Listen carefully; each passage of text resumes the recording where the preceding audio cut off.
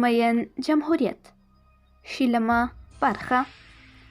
جمهور رئیس پر سټیج لاسونه کېښودل، په قهرجنه لهجه یې وویل: د پای ټکی راځي، حق او سپینې خبرې وکړو. آیا ستاسو کلینیک زما ادې، زما میرمن، زما خورګانې، زما مګانې د علاج لپاره راځي که ستاسو؟ خو معلومه ده چې ستاسو ښځینه ورته راځي او علاج پکښې کوي. تر اوسه پورې زموږ ښځینه ناروغانې نارینه ډاکټران ګوري. دا معلوماتي پر ما اچوئ که په تاسو یې واچوم؟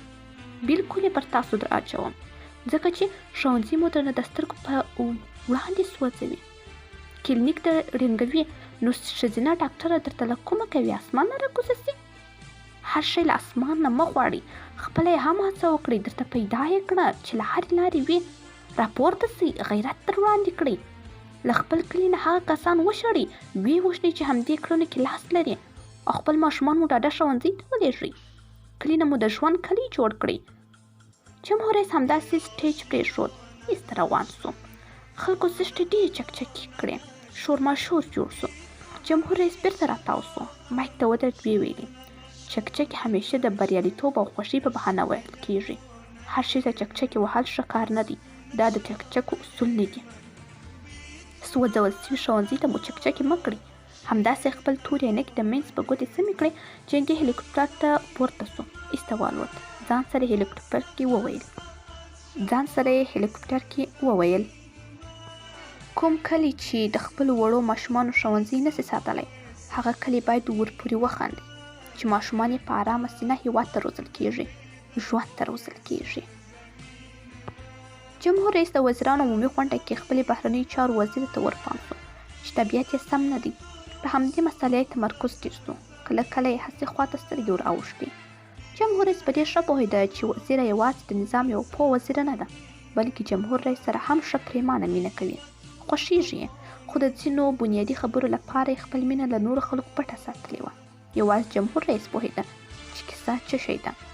د بهرنیو چارو وزیره نړیواله څېره وه، ماډرن فکر یې درلود او د انسان ساتل یې خوندور زده و.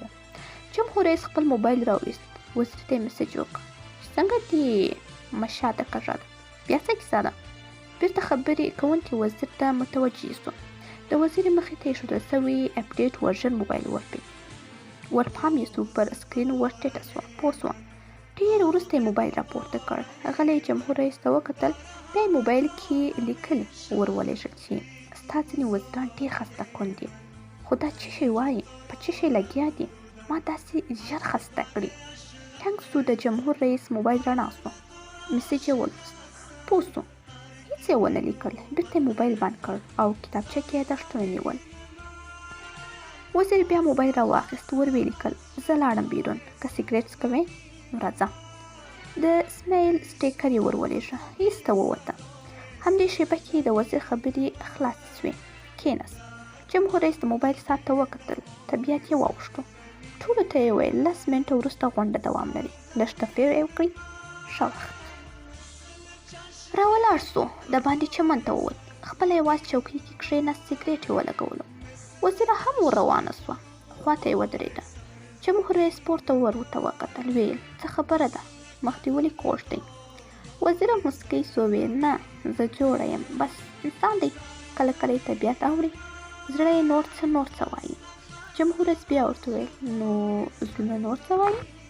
وزیر جواب ورنه کړ، چوپ سو. لږ وروسته یې ویل: زړه مې دی نن ماښام دې بیا وتښتوم، چې هر چیرې مې یوړې هلته بیا درته نور څه خبرې کوم. جمهور رئیس له سږو نه شنه لوخړه جګه کړه، موسکی سو، ویلې: ومې تښتوه، لرې مې یوسه، ما له سیاسي ژوند نه لږ اصلي ژوند ته وتښتوه. جمهور رئیس هم سخت ستړی دی. وزیر یې ورته سوک ونیول، ویې ویلې: وسوه. جمهور رئیس د وزیر له سوک سره سوک وجنګولو، ځواب یې ورکړ، ویلې: زموږ خبره سوې وبوله. دواړه بیرته د غونډې په تالار ورننوتل او لویې طلایي رنګه دروازې پسې بندې سوې. بیا یې ټولو ته ښه راغلاست وویل او خپلې خبرې پیل کړې. ډېرې خبرې یې وکړې، یو ځای یې وویل: سړک یوازې قراردادي ته په سپینو ورقو کې مه ورکوئ، یو څو د قرآن سپارې هم ورسره ورکړئ، ورته ووایئ چې که بې کیفیته کار کوې، همدغه قرآن دې ووهه، همدغه قرآن دې له دې هېواده نابود کړه او لاسلیک ترې واخلئ. هر چا که بې کیفیته کار وکړ جوازونه څه چې آن نوم یې بلا کړي، پرېږده چې همدې هېواد کې بې سرنوشته وګرځي. بل وزیر ته یې مخ ور واړولو، ورته ویې ویل ته په کوم جرأت دا خبره رسنیو کې کوې چې بلا بلا بلا، ته چې یو وزیر یې داسې خبرې رسنیو کې وکړې، ملت به څه وایي چې ښه دا زموږ محترم وزیر دی. یاره ولې داسې کوئ؟ خلکو ته مغزو کې ناهیلي کوونکي فکر مه وراچوئ. همیشه له ملت سره ډاډه خبرې وکړئ، ژوند ته یې هڅوه، هیله بښونکې خبرې ورته کوه، مرسته ورنه وغواړئ. داسې خبرې د نظام غرور او برم ته سوال لاندې راولي. د نظام غرور او برم وساتئ، یوازې د یوې ادارې مدیریت پر غاړه مه اخلئ، خپل وجود او انساني مدیریت هم سم مخکې یوسئ. که یې نسئ کولی دا کار په خوشحالۍ هغه چا ته خوشي کړئ چې نظام غرور خپل غرور ګڼي. له خوراک سره دومره پام مه کوئ لکه له خپلو خبرو سره یې چې باید وکړئ. خوراک مو یوازې د معدې هاضمه خرابوي، خو خبرې مو د ټولنې هاضمه خرابوي. خپلو خبرو سره ډېر پام کوئ. یو بل وزیر ته یې وکتل، بیا یې خپلې کتابچې ته وکتل، ورته ویې ویل اشنا ډېر سم روان یې، ډېر درته خوشحاله یم، لا وځلېږې، خو یو بل کار هم وکړه. هر چا چې د دې هېواد له ځنګل نه یو نښتر اره کړ، په هماغه څنګ کې بل نښتر پورې یې یوه لویشت چک له سره تر پښو پلستر کړي چې ټول نښتر ورپورې وخندي، ټول ځنګل ورتوف کړي. یو بل رئیس ته یې وکتل، ویې ویل له نننۍ نیټې وروسته هر څوک چې لیسانس نه وي، ښایسته انسان نه وي، په هر هېوادونو کې ښه ریکارډ ونه لري، یا د هېواد شرموونکي اوسیدونکي وي، له هېواده بهر د تګ اجازه نه لري، له میدانه یې تاو کړي چې خپل هېواد کې کار ته مجبوره سي، چې بهر ته یې بې ځایه منډې وهي. هغه کار چې هېوادوال مو بیرون کوي خو په خپل وطن کې ورباندې شرمېږي، دا شرم له منځه یوسئ او داسې خلک هېواد کې راایسار کړئ. خلک مجبوره کړئ چې درس ووایي او د پوهې له سند سره نړۍ وګوري. موږ باید په نورو هېوادونو کې دروند نوم ولرو، نه شرموونکی. له همدې سره غونډه پای ته ورسېده. جمهور رئیس نه د میز په سر یوازې دا لیکل پاتې شول چې که غواړئ هېواد د بل انسان ته ښکلی پاتې شي، هر هغه څوک چې د هېواد طبیعت له منځه وړي له منځه یوسئ، ترې تم یې کړئ او طبیعت یې ور خراب کړئ. راتلونکې برخې په مطالعه یوټیوب چینل باندې اورېدلی شئ.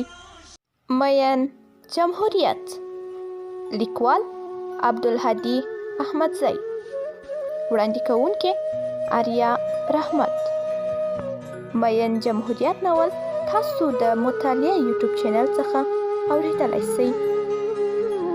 مین جمهوریت.